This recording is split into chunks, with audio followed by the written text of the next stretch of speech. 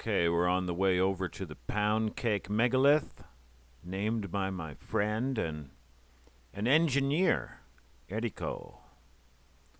On the way over there, we made a personal discovery. This is already known to the city. There's a stone marker here, but it's way off the common path, and there are no signs pointing to it. So we were just lucky. We stumbled on it. It's quite hidden, but we found it by accident. We know that there was a temple on the Amida Peak of Mount Zhao. It burned down. The temple burned down in 1553. It was a real calamity because it held the history of the area. It was the archive of the chronicles for this whole region. A devastating loss. Well, we found the exact site, confirmed by stone marker, thanks to the city, and the city is keeping the ground cut. It's cut back. That's wonderful. These are old temple steps. Here's an old pillar stone. A pillar would have stood on top of this stone. Bits of a stone wall here. So I think I'll take two ladies here in March. Two ladies who've been wanting to go on adventure with me. And I think we'll metal detect the temple that burned down 470 years ago. I hope you will join us for that. The only bad news, the ground seems to be covered in a kind of bamboo short grass that is very, very hard digging. But there should not be much pollution here, so every contact is probably worth the effort to dig it up. We'll see. All right, the Pound Cake, there's not much to say. It's just below the old temple. Here it is with a musical photo montage.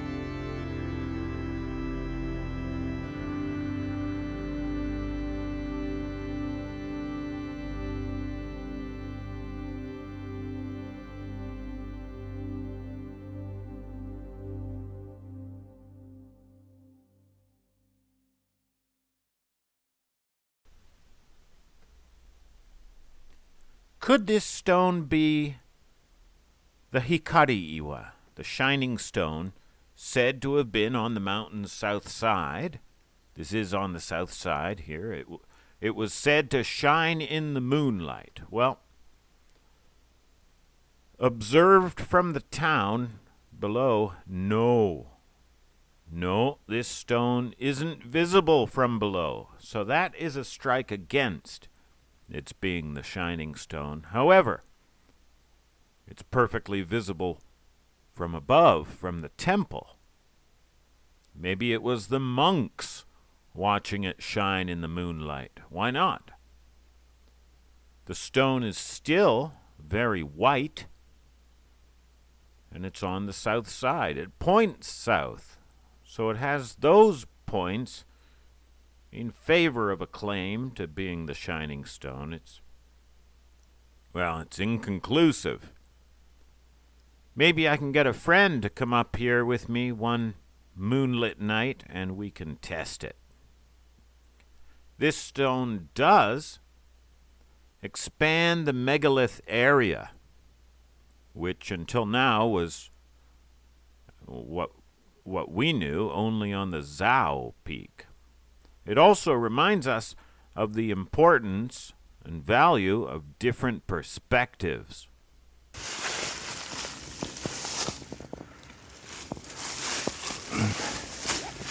It looks like it might have been carved right out of here.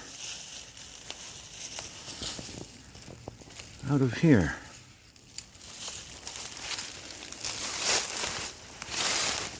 Moving across here.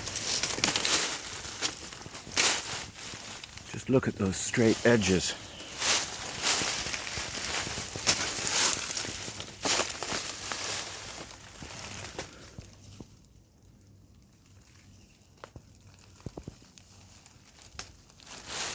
Okay. And here's the pound cake. It expands the possible area of our lost 7th century castle, Ibarra Castle. Why? Because these mountaintop temples and shrines are, more often than not, built on top of castle ruins, recycling castle ruins. The Zhao Peak is small. It would not support many troops, never mind peasants, for long. However, this Amida Peak is large. It's broad and spacious. Many people could live up here all the time. There's space to store all of the goods you could possibly want, all of the water. So, is this maybe the lived-in part of our old castle? And the Zhao Peak is the keep, the last fallback position. I need to study this area more and think about it more. The problem is, all of these telecom towers and electrical towers are built on the Amida Peak because it's large and spacious. So a lot of earth has been moved around and a lot of new materials and pollution introduced. All right, I had planned to explain my enlarged Zhao megalith discovery on the hike, but my womenfolk wouldn't cooperate with that. They wouldn't let me monopolize the hike that way, so I'll make the presentation to our team of engineers. I'll put that together and I'll preview it to you. And you can give me your opinions before the engineers. Orpheotrechula is maybe onto it already, either right on it or very, very warm. Hot. Ooh, hot. You're hot, Orpheo. Okay, I love you guys.